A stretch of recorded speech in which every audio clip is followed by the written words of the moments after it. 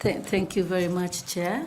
Good morning again, Honorable Amadi, and welcome to this interview session. It's not really an interview session. We're having a conversation, a dialogue. You spoke a little bit about legislation. When you spoke, you said that some things can be addressed by administrative action and so on. We notice, however, that since the promulgation of the 2010 Constitution and the elections that have been held under the Constitution, we have seen every one of them, the validity of the election of the president has been questioned and therefore has been challenged in the Supreme Court. And after every decision of the Supreme Court, we have seen recommendations of reforms that are required, legal reforms that are required to be done in relation to the process of elections by the IEBC. And we have actually also seen from the strategic plan of the IEBC 2020-2024, they identified over legislation as a challenge for them. Yet, we have seen this happening each time. So I wanted to ask you two small related questions. The first one was, in what areas would you say there has been specifically over legislation?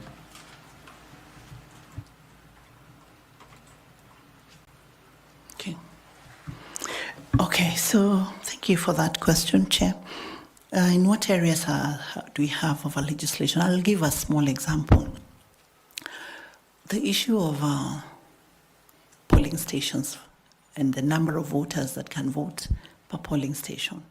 The regulations give the number as 700 per polling station. And from our voter turnout history, our voter turnout is around 65% on average. There are stations that get as low as 40%, others as high as 90%. So with 700 people per polling station, right now our register has about 22.3 million registered voters. So if you put the number at 700 voters, we then end up with over 45,000 vote polling stations. If this was dealt with administratively, so that maybe you can decide that you increase the number to say 1,000 per polling station, it's still doable. It's still possible to do 700 people per polling station. If 700 turn up, if 600 turn up, you can still manage them within the day. The effect of that would be to reduce the polling stations to 22,000. Meaning you're then reducing the cost, the logistical inputs, the transport, the security, the temporary staff, the ballot boxes. You reduce to be commensurate with a reduced number of polling stations. But now when the hands of the IEBC are tied to that number, then you double the budget. And we know that we're trying to save on resources. We are always talking about austerity measures. We have legislation also on technology, which is a good thing.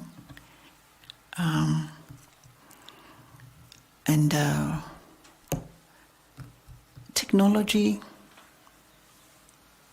is now the way to go. It creates efficiency. It helps us to transmit quickly. It helps us to manage the queues better and all that.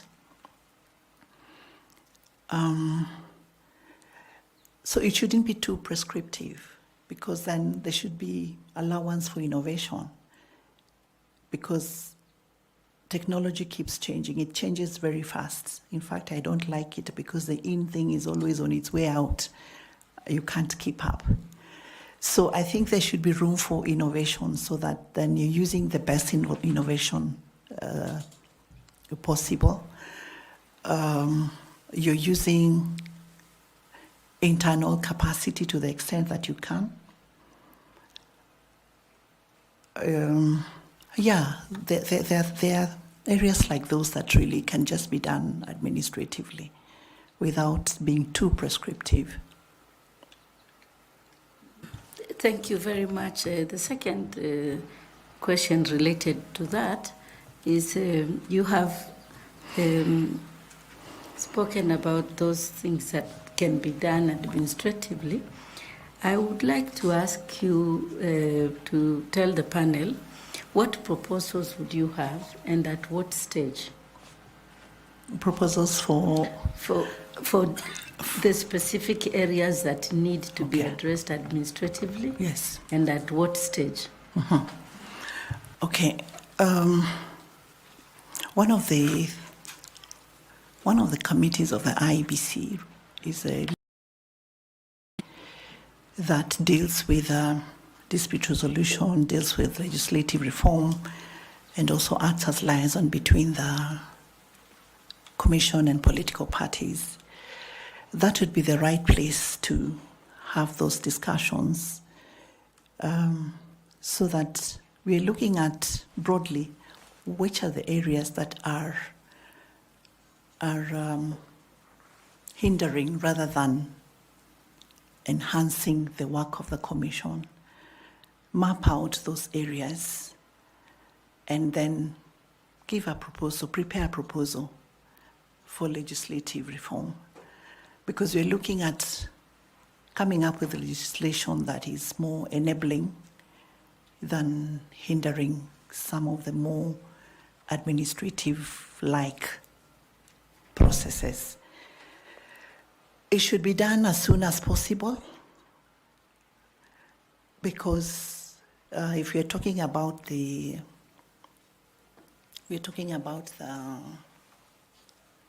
elections of 2027, the time is very short. Time is very short.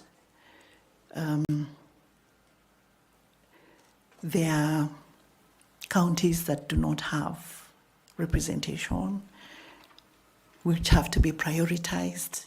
So that the time is not there. You need to, everything has to run. You have to find a way, the team that is going to come in, to run all these aspects simultaneously.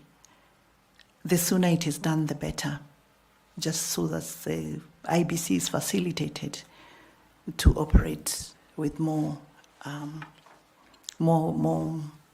in an easier environment, legal environment.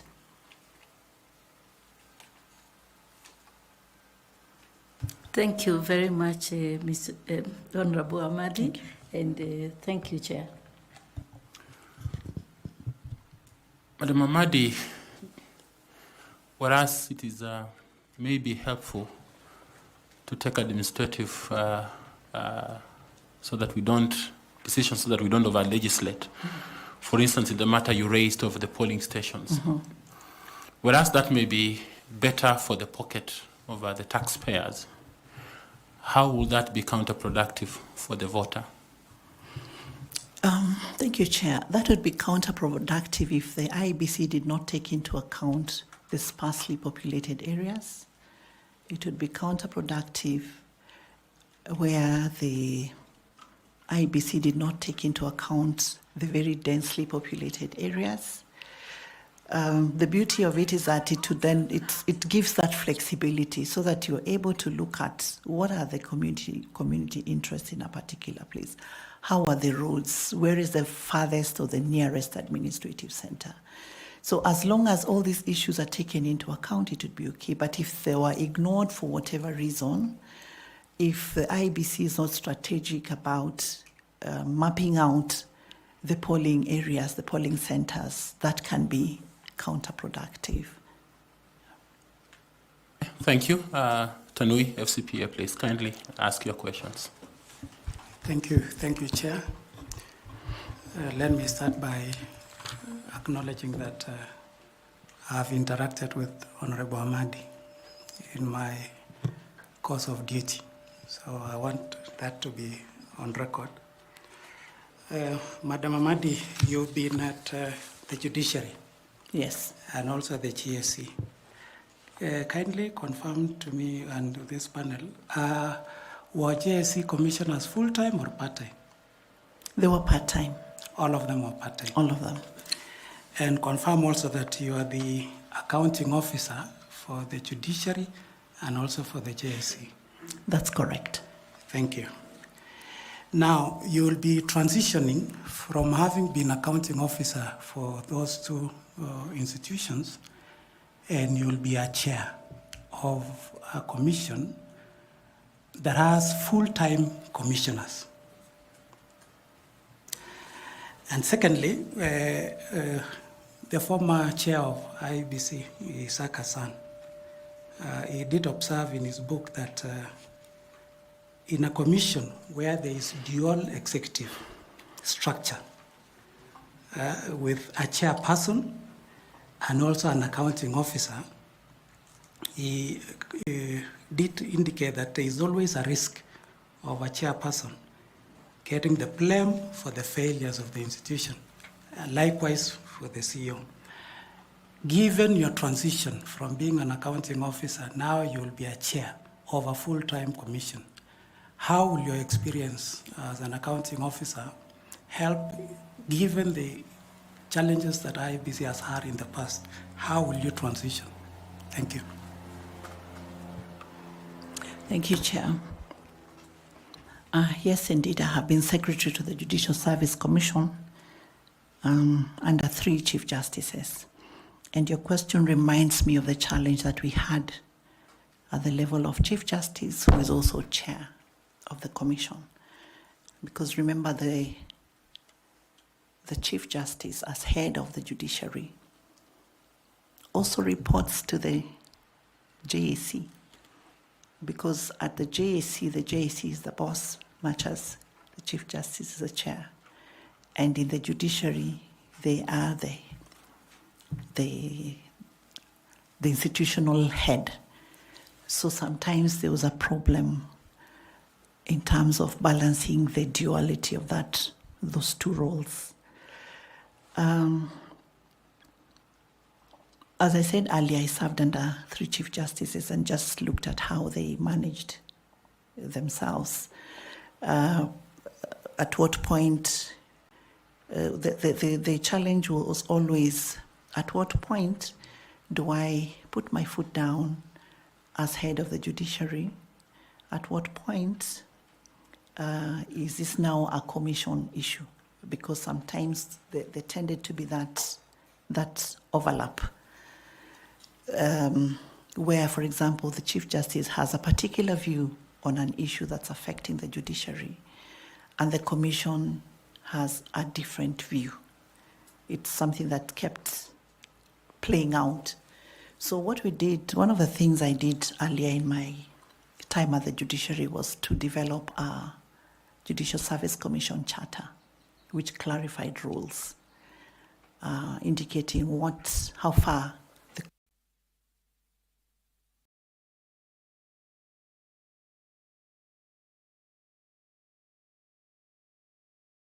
has to do. So that is what guided. We had a charter that helped us to manage that. A lot of times we also just had to, and that is something that I think is going to help me, is about just having informal discussions about certain issues so that you minimize on the potential conflict. So yes, the charter, and just sticking to the rule of law. We had a lot of governance trainings, capacity building for the Commission, because they kept coming in at different times. This particular one is unique because the panel is handling the selection process for the entire IEBC Commission. But the commissioners of the JAC came at different times through elective processes, through appointive processes.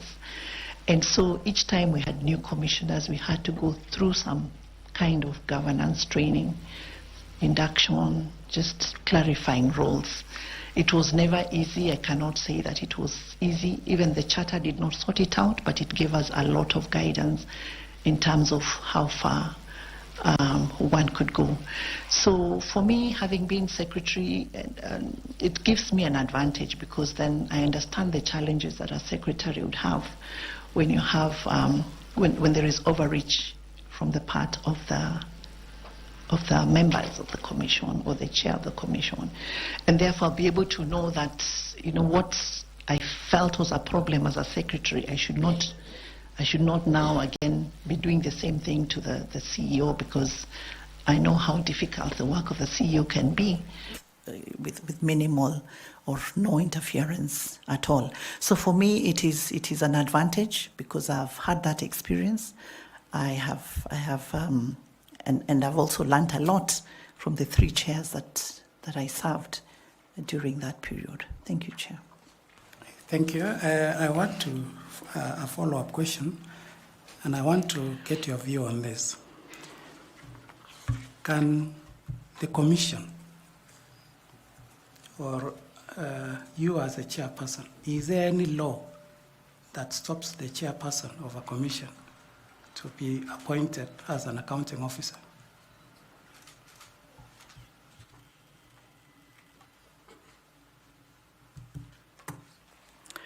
I'm not aware of any law. It's more because the appointment of accounting officers is technically by the CS National Treasury.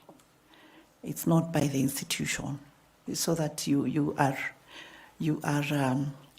appointed to serve in an institution, but the formal appointment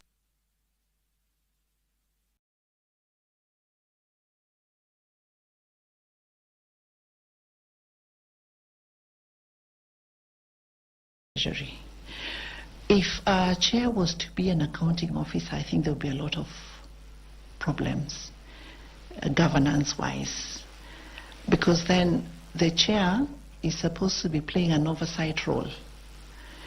So if the chair is again the accounting officer, there's obviously conflict there. It will be difficult to say audit the institution, because remember, the internal auditor reports directly to the chair, to the commission, not to the CEO. So if the chair is then again the accounting officer, there is a problem there. So I'm not aware of any law that stops that, but I know that it doesn't. It would be a huge governance problem, to be problematic in any institution. Okay, thank you, Chair. Thank you. Mr. Misati, you have, please do ask some questions.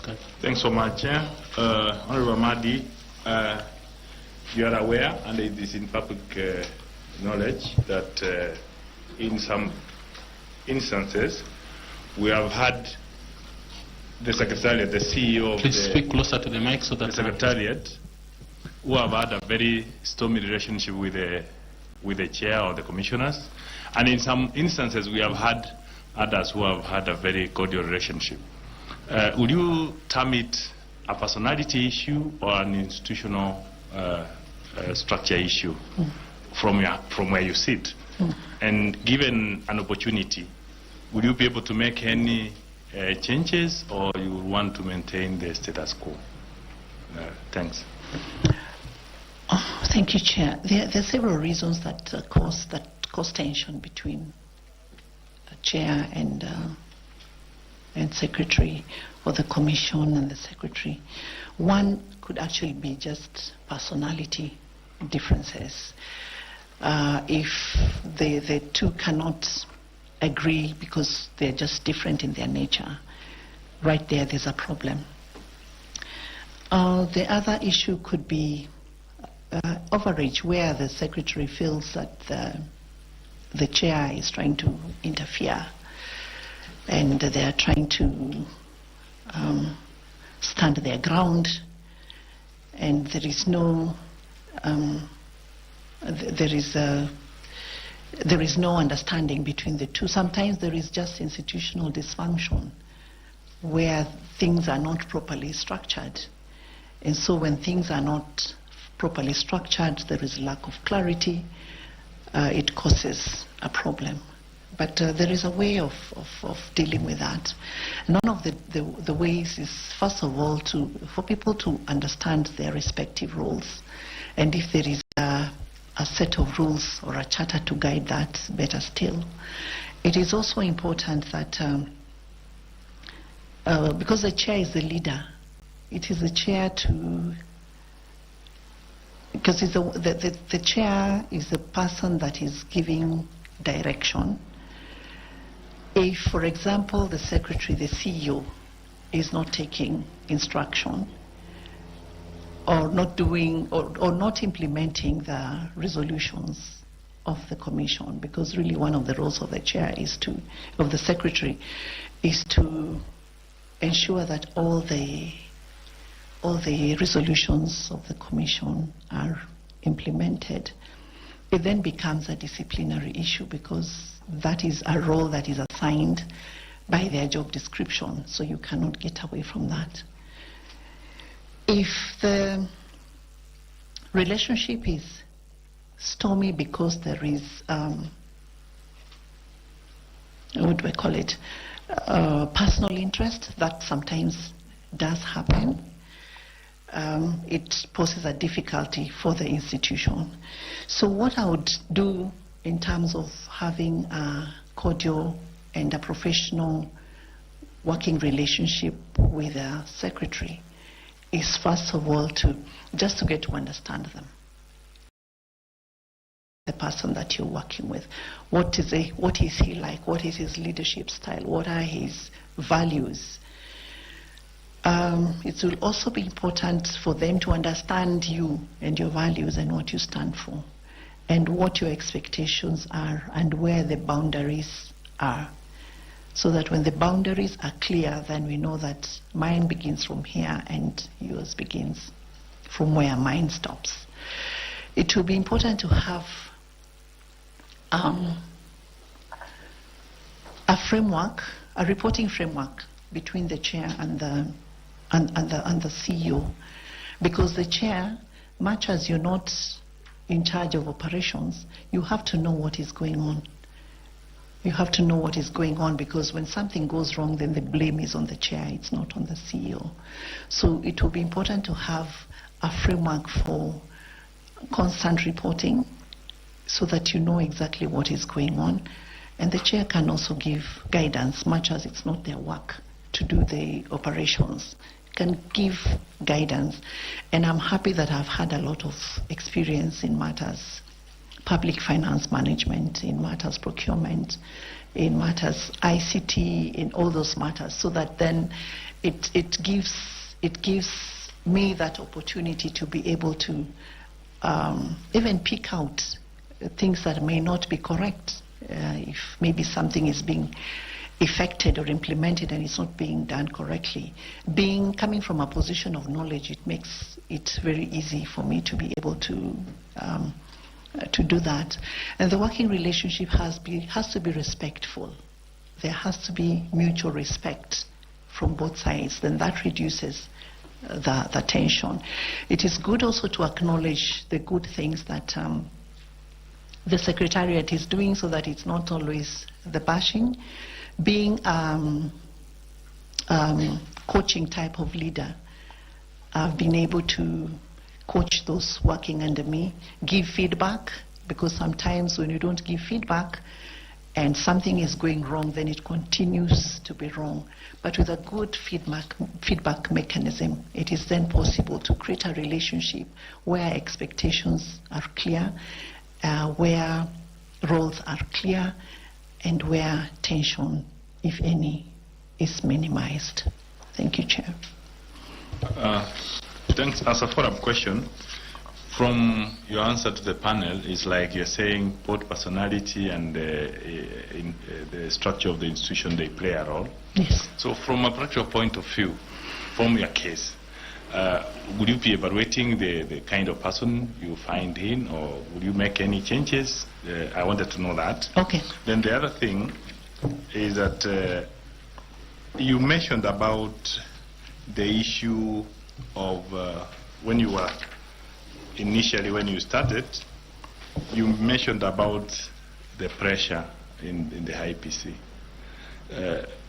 Would that be something that will make you make a decision in terms of this an institution that has this pressure? So the role of the commissioners and the role of the Secretariat has to be distinguished, because it's only the commissioners who observe the pressure. Sorry, I'm not very clear about your second question. You said that this is high pressure institution. Yes.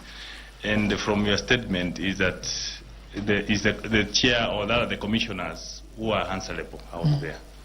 So how do you distinguish? You become assertive to the Secretariat so that you are able to observe the public pressure. Thank you, Chair. The first question is whether I would make changes at the level of the CEO. I'm aware that the CEO has a term, and so unless there is reason to, it's always good to allow people to finish the term, and based on the evaluation of what they did during their initial term, the Commission can determine whether to extend or not to extend the term of that particular individual. But it will be good for us to know what has been going on, what are the challenges, are there things that can be addressed? Because I believe that at the end of at the entry point, there has to be some kind of engagement, and usually as you get to the end of your term, there is some kind of evaluation looking at how the work has been done in terms of operations, in terms of reporting, in terms of audit reports and all that. So I would hesitate to say that I would make a change before I know exactly what it is. But my view would be that whoever is in office ought to run their term if there is nothing really compelling. And then the new commission now will determine what they want to do in terms of progressing forward. Yes, the commission is the one that gets pressure when there is problems at the level of the whatever operational issues. If there's a problem with the electoral process at any stage, the pressure is on the commission, not on the Secretariat. And that is why the commission has to exercise its oversight role in a very structured way, in a strong way. There has to be certain minimum expectations from the CEO. The things that the CEO must do and report to the commission, so that if there was a meeting and the minutes are there and the directions that were given at the next meeting, at the matters arising, the CEO should be able to indicate what they have done, not just say it, but also produce the evidence to show what they have done. They should be able to indicate what the challenges are, if they're meeting any challenges, and what support do they require from the commission to be able to do what they are supposed to do. Again, sometimes there could be a challenge when information is not flowing freely, so that something is happening in the Secretariat, but the information is not flowing because it's waiting for the next meeting, and maybe something is going wrong. There needs to be a framework that allows for free flow of information, so that if there is something happening that the commission needs to know, then it can be nipped in the bud, and the Secretariat can be assisted to do the right thing. Thank you. Thanks so much, Chair. Thank you, Madam Misati. At this time, I'd like to invite panelist Fatuma Saman to also ask you some questions.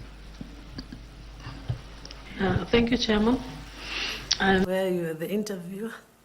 I was the interviewer, you are the interviewer. The roles have changed. That's on a light note.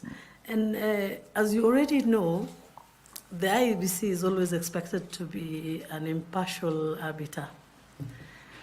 But at the same time, it's expected to engage stakeholders like the judiciary, the executive, the legislature.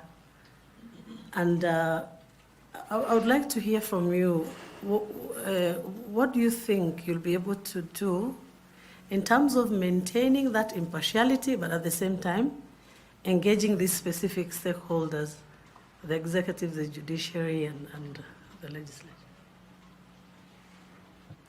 Thank you so much, Chair. Yes, indeed, the IEBC is supposed to be an impartial arbiter that carries out its responsibility without any influence from anywhere, without influence from the government, from any political party, from any candidate, from any public office. And it is indeed true that stakeholder engagement is very, very important. It's very important. In fact, there is no institution that can run without engaging stakeholders, because we cannot work in silos. We have to work with partners. In engaging with stakeholders, first of all, you have to map them out and know who are the people that I need to work with. Is it the police? Is it the DPP? Is it the judiciary? Is it civil society organizations when you're talking about voter education, for example? Is it DCI? Is it based on whatever it is that the IEBC is seeking to gain from the stakeholders? All those engagements must be on the basis of the rule of law. All the engagements must be on the basis of strict observance of the rule of law and based on the respective mandates of the IEBC vis-a-vis the mandate of those other institutions. If it is, for example, the police, and you're seeking to effect arrests for people who have violated the Election Offences Act, then you're operating just on the basis of that, following the law. If it is about witness protection, it's the same thing. So engaging stakeholder engagements have to continue, but based on the rule of law. Thank you. On a follow-up question, would you, if you were to consider developing a stakeholder engagement guideline, what are these principles that would guide the stakeholder engagements? Apart from the rule of law, of course, you've mentioned. Okay. There's the issue of common interest. What are we interested in as IEBC based on the mandate of the other organization or institution? You will also look at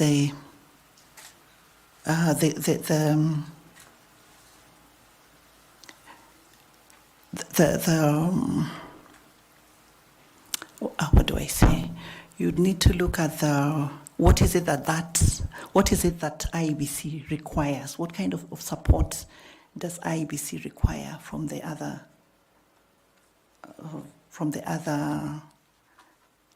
organization?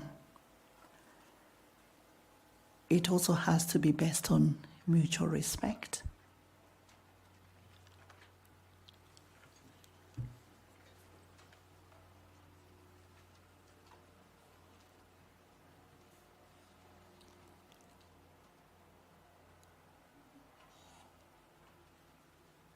And it also has to be able to, whatever engagement you're having should be able to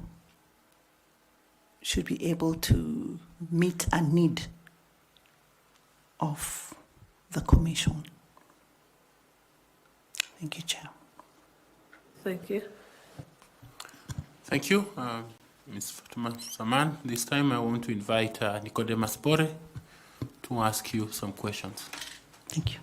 Thank you, Chair.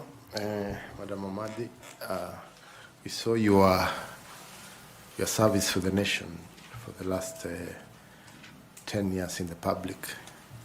And from your CV, you have indicated that you did almost 20 years in the public service. Yes, indeed. And I'm sure you have had experiences of misconduct within your institutions that you have been serving. Yes. And also, your role was to ensure integrity was upheld. So, how are you able to deal with such internal misconducts at the same time upholding integrity, especially as a chief registrar for the last 10 years?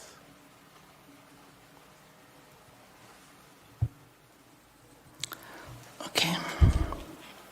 Yes, we had a lot of challenges with integrity issues in the judiciary. It's in the public domain. We know that we have very many good judicial officers, but we also have those that disappoint, and it's really a national problem.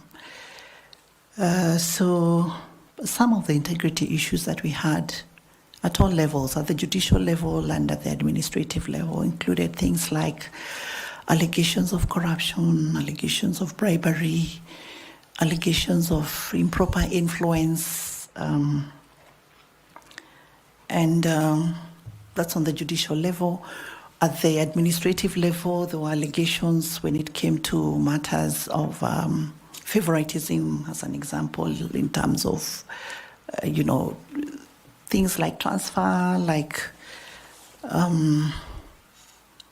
what else? Promotions. There would be those allegations. And so, what did we do in terms of looking at matters integrity? The judiciary created the Office of the Judiciary Ombudsman that would receive complaints from the public or from the internal public. And so the complaints would be processed and sent to the Judicial Service Commission, which has a disciplinary mandate, both for staff and the judicial officers and the judges. So complaints would come. There was a complaints manual that we developed to help us process them by way of giving the complainant an opportunity to be heard, and also giving the judicial officer or staff an opportunity to be heard. And then a determination is made. In a few cases, there were people who were let go. In some, there would be a warning or a severe warning, or one would be admonished. So there were different levels of disciplinary outcomes depending on the gravity of the problem. So in terms of upholding integrity, we did customer satisfaction surveys to just have a sense of what people were saying about us. Initially, we got a very low percentage, and the subsequent ones kept getting better and better because we were able now to identify the areas where we were being hit the most and trying to put measures in place to make sure that we try and deal with the issue of upholding integrity. One of the initiatives that we put in place was to have integrity assurance officers in every court station. So every court station had to pick 2 people to be the integrity assurance officers, and we partnered with the EACC to train them so that then they would know what to look out for and indicate who was doing what.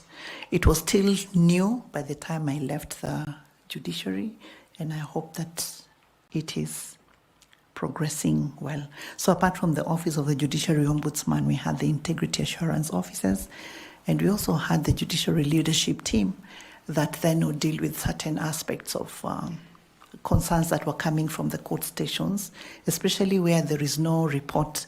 Because one thing you realize is that many times people will say, court so-and-so is corrupt, but they will rarely come and say, I gave this or I did this, because things are done under the table.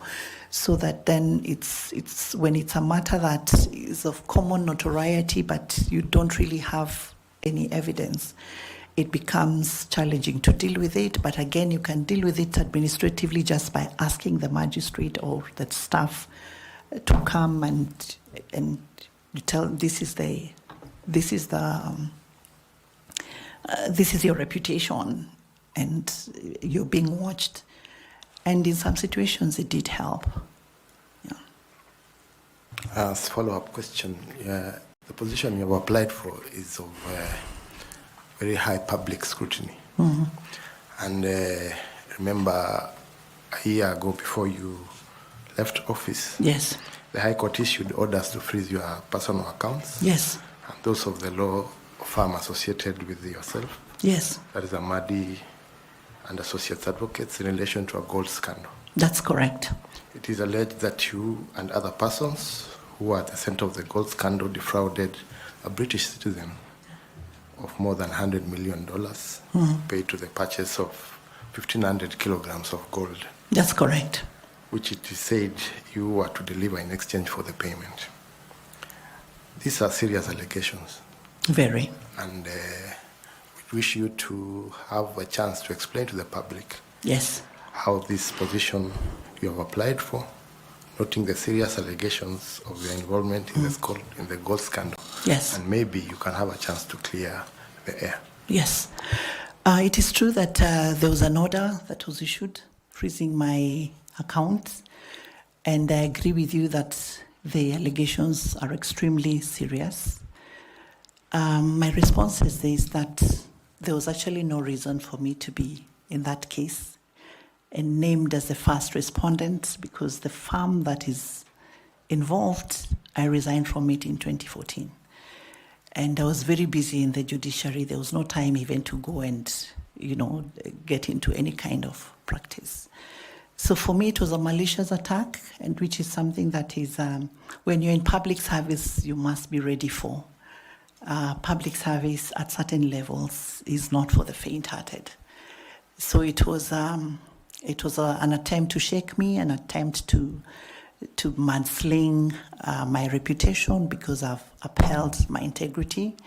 I do not have skills in gold trade, and I had nothing to do with it. In fact, for the interest of this commission, I came with copies of the decision of the High Court that vitiated the decision freezing my account, and also the decision of the Court of Appeal, which agreed with the High Court and basically found that I had nothing to do with it. So I have the decisions which I can share with the Secretariat if need be. Thank you. Thank you, Chair. Thank you. You give a copy of that decision to the Secretariat, the gentleman behind you. Yeah. Thank you very much. Thank you very much. Bwana Tanui, FCPA.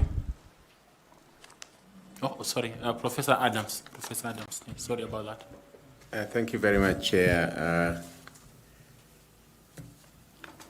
Madam Amadi, you are seeking to go to a very high voltage position. You have just come from a high voltage institution where you served as the accounting officer under 3 Chief Justices post the 2010 Constitution. And just like where you seek, there have been questions on the judiciary. The position you held, you finished 10 years. Some people were not lucky. Where you are going, most of them usually also end up finishing their terms. And even when they finish, the country is usually divided as to whether they are a hero or a villain. Looking back to the institution you have just come from, bearing in mind that there was the Ringera team, that there was the radical surgery, that there was the vetting board, and still questions arose, still arise to this day on that judiciary. Looking back on your service, is there anything you would do differently in terms of promoting institutional integrity in the judiciary, looking and reflecting now that you have exited? Yeah. Thank you very much. Indeed, I have come from a very high voltage position, and I was very conscious of the fact that IEBC is also very high voltage before I consulted within myself and decided that I wanted to give it a try. I don't know whether it's because I'm used to it, but I know that I've been tested and I have been tried, and I've undertaken high voltage national processes relating to the transition of 2 presidents in this country. And I did it successfully under immense pressure. I never lost my composure. I never lost my comportment, and it's because I have a very high self-awareness. And for as long as I'm following the rule of law, it really doesn't matter.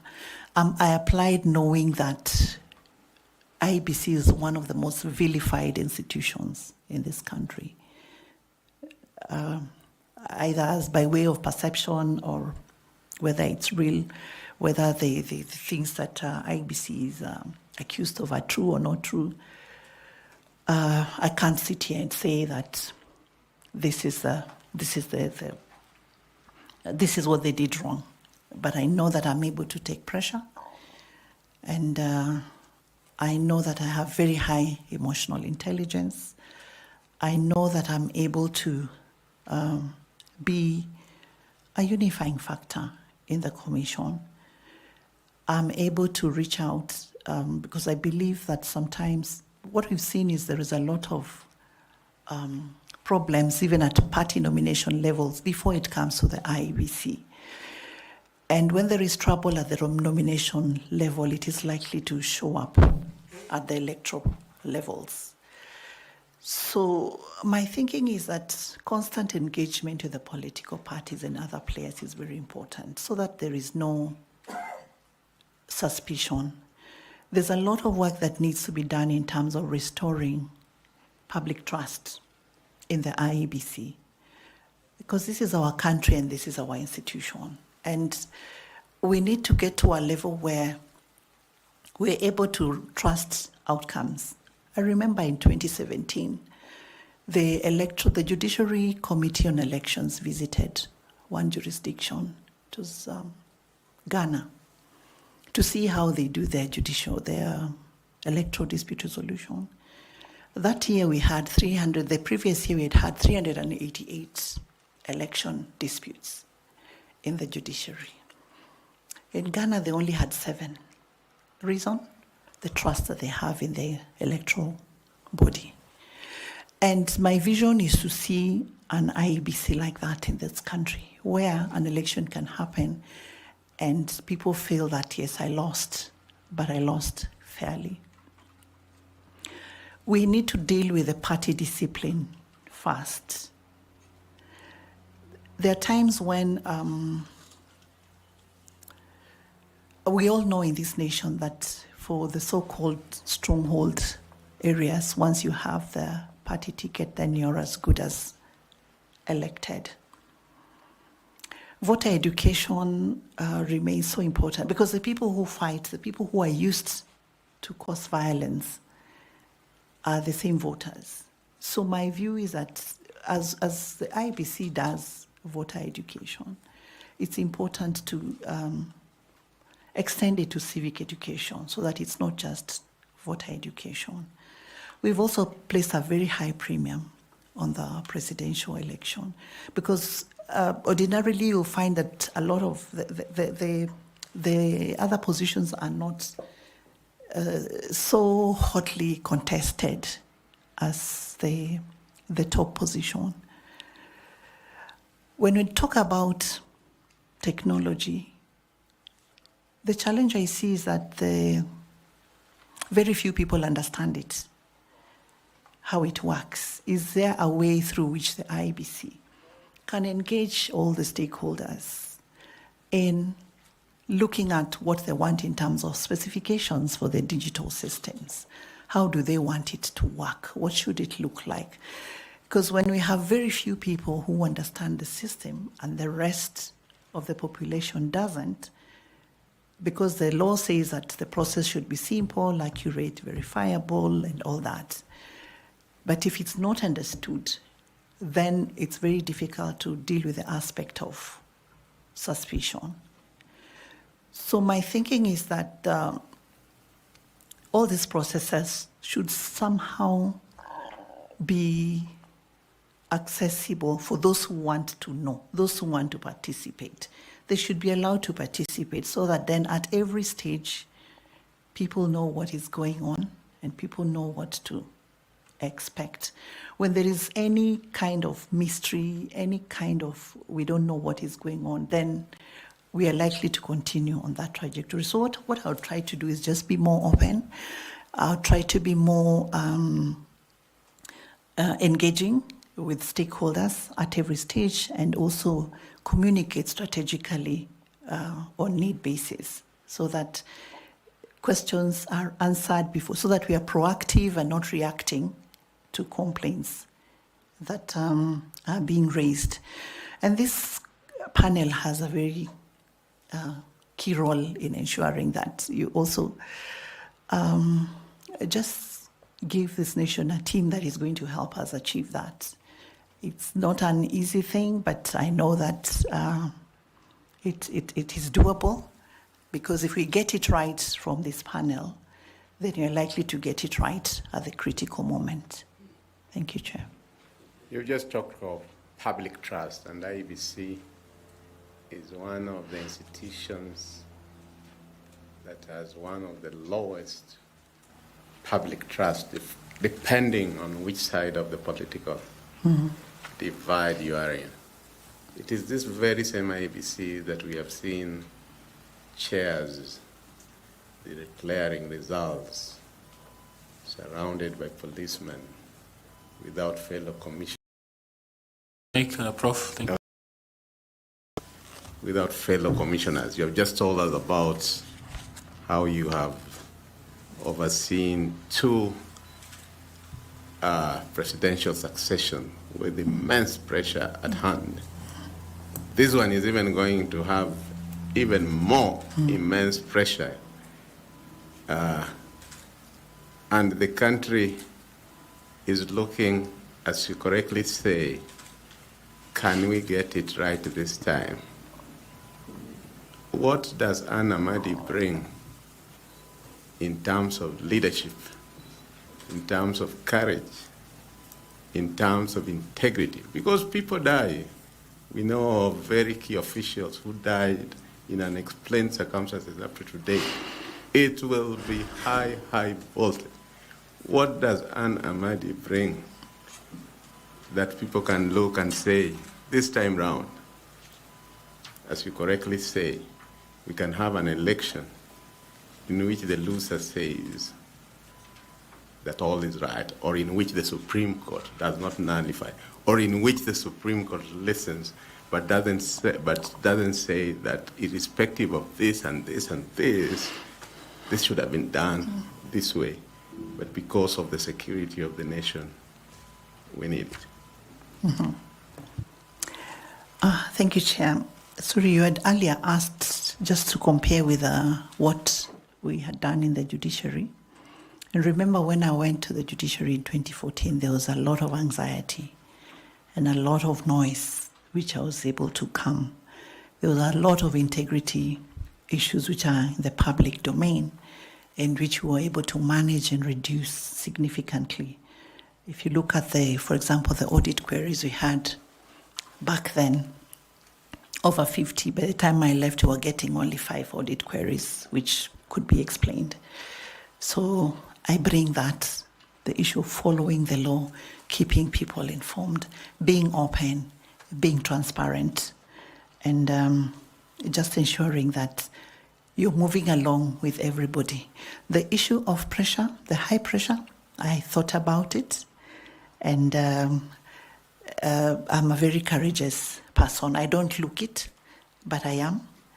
And I believe that if I am able to demonstrate that what has been done is the right thing, it shouldn't matter where the pressure comes from.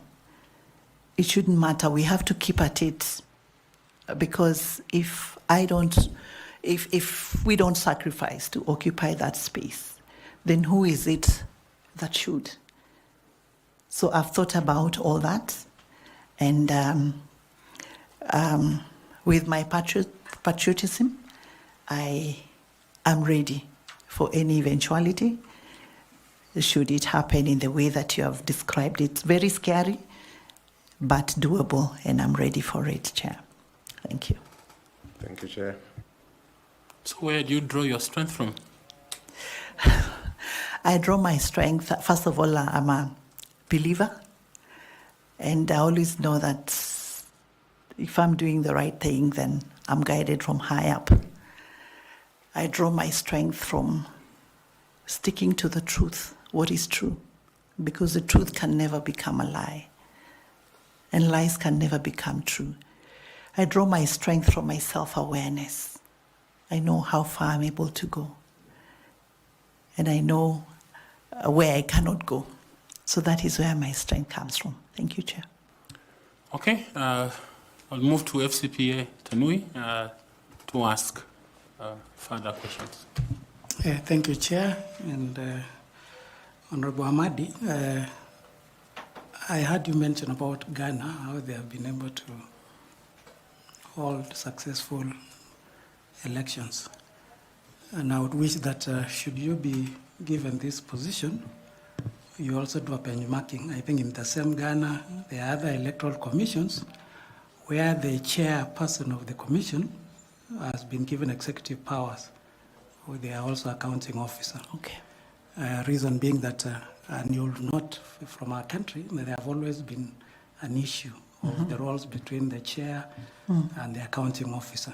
So right. there are successful commissions that have actually given those roles. Oh, I to didn't the know chair. that. Thank you. So just for your information. Thank you. Now, a follow-up question on what Professor Olo has put it is on how would you handle conflicts? You will appreciate that IEBC, there are many actors or stakeholders who would want to control the operations of IEBC. You go to Treasury, they don't give them adequate funding, they delay the funding, it affects their processes. There are other stakeholders who tell them they have no powers to make regulations, despite the fact that they are an independent commission. So there are also cases, and this has been reported in the past, where even staff members of the commission were being alleged that they took partisan roles in the election process. So if you get this position as a chair, how will you work around using your leadership skills and your experience to ensure that all these stakeholders are brought together and that the commission achieves its mandate? Thank you. Thank you, Chair. I'll just give an example of what happened in the run-up to the 2022 elections. There is a framework that was put together which was called multi-agency team or something like that, that brought together all the agencies. There was judiciary, there was police, there was treasury, there was Ministry of Interior and IEBC. Basically for purposes of just seeing how the IEBC could be supported to be able to conduct a successful election in 2022. And they had several meetings where the IEBC, outside of the normal framework, was able to indicate the kind of support that they needed, the kind of timelines within which they had to do what they needed to do, And there were certain commitments that were made by the various agencies. But I know that at some point, again, IEBC stepped out of that framework for some reason. I think it was a good initiative that can still be tried. The reasons as to why IEBC stepped out of that framework are not so clear to me at this point in time. But I've always believed that when things are done in a consultative way, through a cooperative framework, they tend to just work better in terms of people understanding that this support needs to be given so as to avoid delays, so as to hinder the processes of the commission. On the issue of staff playing partisan roles in the electoral process, that's very unfortunate. I think you have to be able to disrupt certain formations within the commission. There's a way in which staff can be taken through. They can be taken through processes that can help their mindsets, but again, it shouldn't be too. Certain administrative interventions can be made to make sure that it's difficult for staff to do to carry out their activities, their duties in a partisan manner. For example, if someone was expecting to go and oversee the elections in Nakuru and last minute they're taken to Kajiado, then they will maybe not be able to do what they had planned to do. So there are certain administrative interventions that can be put in place to just make sure that we minimize on the mischief, if any has been planned. But I'm sure with a team we'll be able to discuss and just see what else is possible to be done so that people are just following the regulations, the rules. I know what we did in the judiciary for most of the things, because when I went there, I found that there were no standard operating procedures, there were no manuals. So we had to prepare a lot of manuals that everybody had to stick to. Everyone had to stick to, so that then everything is done in the correct manner. Again, technology can help, because when the system is secure, then there's some of the mischief that can be prevented from taking place, even if the human nature wanted to, interfere with the process. Lastly, and related to the multi-agency team, which I think I attended one of the meetings at Safari Park. Yes. If in that process of having a multi-agency team, some stakeholders, you observe that some stakeholders could be pushing for an agenda that is contrary to the mandate of IEBC, what would you do? The IEBC would have no choice but to stick to what is right. And maybe if the agenda is then contrary to the principles that IEBC is expected to follow, then maybe that is the reason that what happened last time did happen. It might get to a level where you have to step out if it is not serving the interests of the nation, if it is not serving the interests and the objectives of the commission. Yeah. Thank you very much.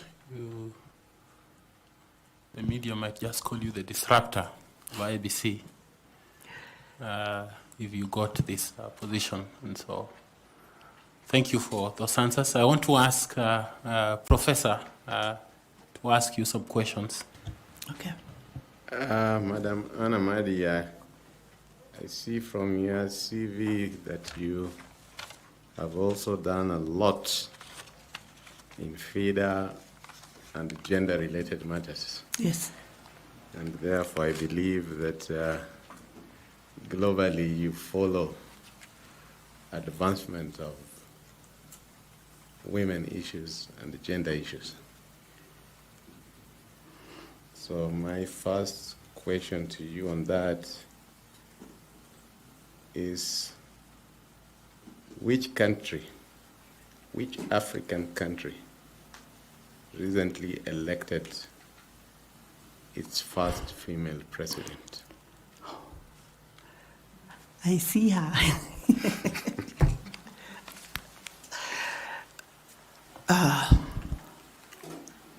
Namibia? Okay, proceed. The Senate represents counties, and we have 47 counties, but we also, in terms of the number of senators, we have 67.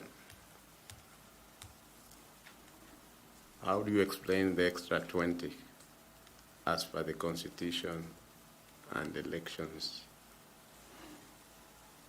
IEBC and Elections Act? The extra 20. Those would be the special seats. For women, for persons with disabilities, for the marginalized, those special interest groups. And they come in through party lists which are submitted to the IEBC, and those party lists cannot be changed. They're final, and so the parties are assigned the nominated seats based on a pro rata basis. So that is how the 20 come in. Thank you, Chair. Thank you, Chair. Thank you. Madam Amadi, you are aware that by law we are required to ask for public participation. Yes. On the candidates that we shortlist, but also to do some due diligence around them. True. One of this matter that has been brought to your attention is a matter through a memorandum dated 19th of March 2025 by an individual who says that he's a citizen of Kenya, and he claims in his memoranda the following. Alleges that during your tenure as the registrar to the judiciary and also as secretary to the Judicial Service Commission, you failed to comply with express court orders and or the directions in matters in which the commission was directly involved. So the rule of law. Number B, the petitioner claims that in the case 34, petition 34 of 2014, in which JSC was directed to publicize procedures for all its, let me just use my glasses, for all its disciplinary and investigative processes within 90 days of the judgment. He claims that you did not comply with that judgment.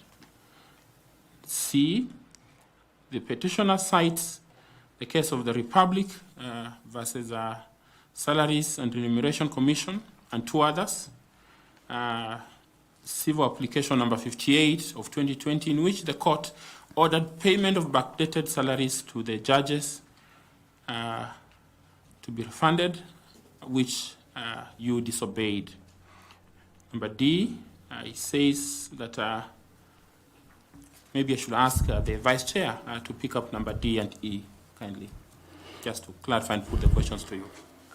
Thank you, Chair. It's just a continuation, Honorable Amadi. Yes. That the memorandum also states that it was alleged that you should not take a lead role in IEBC, now given your past work record according to his memoranda. Yes. And also that he requests the panel to indulge you on how, during your tenure, you assisted the judiciary in handling rampant corruption complaints within the judiciary.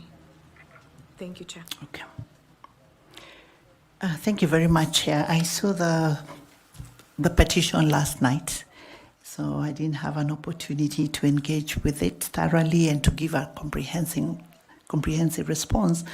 But nonetheless, I will say this, that the decision that whoever the complainant is talking about related to judges' salaries, salaries of judges are not paid by the judiciary. They are a direct charge to the consolidated fund.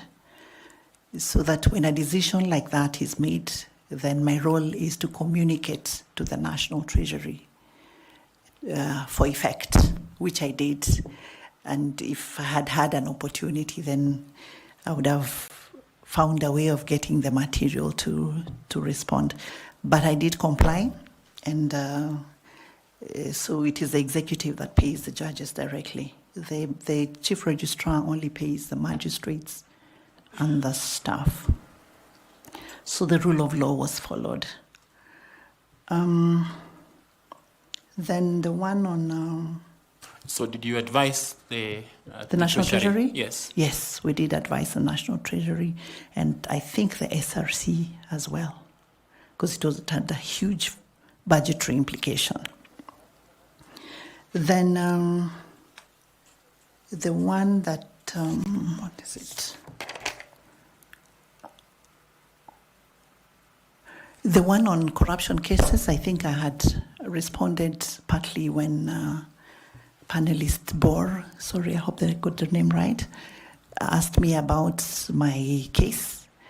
We had a very comprehensive framework for dealing with cases of this nature.